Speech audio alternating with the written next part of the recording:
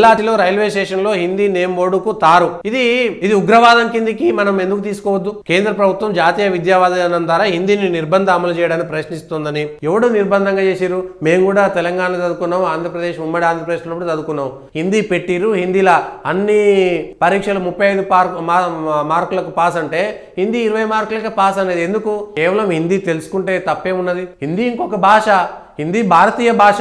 ఉర్దూ లెక్కనో లేకపోతే ఇంగ్లీష్ లెక్కనో విదేశీ భాష కాదు కదా. వీళ్ళకి ఇక్కడ ఇంగ్లీష్ ఉంటేనేమో తారు పూయారట, హిందీ ఉంటే తారు పూస్తున్నారట. ఇది కుట్ర కాదా? ఇది దేశంలో జరుగుతున్నటువంటి అంతర్గత కలహాలు సృష్టించేటువంటి విధానం కాదా? దీన్ని ఎవడు మొదలు పెట్టిండో వాన్ని కూకటి వేలతో సహా ఆ విధానాలని, ఆ సిద్ధాంతాలను కూకటి వేలతో సహా చేయకపోతే ఇవాళ నువ్వు హిందీని చెప్పినావు, ఎవడన్నా పొరపాటున భారతదేశంలో ఉన్నటువంటి తమిళనాడు కాబట్టి ఎవరో వేరే దేశస్తులు వస్తారు, భారతదేశంలో ఉన్నటువంటి హిందీ మాట్లాడేటువంటి వాళ్ళు ఏ చిదంబరం పోతారు లేకపోతే కన్యాకుమారి పోతారు, అక్కడ హిందీ మాట్లాడొద్దా?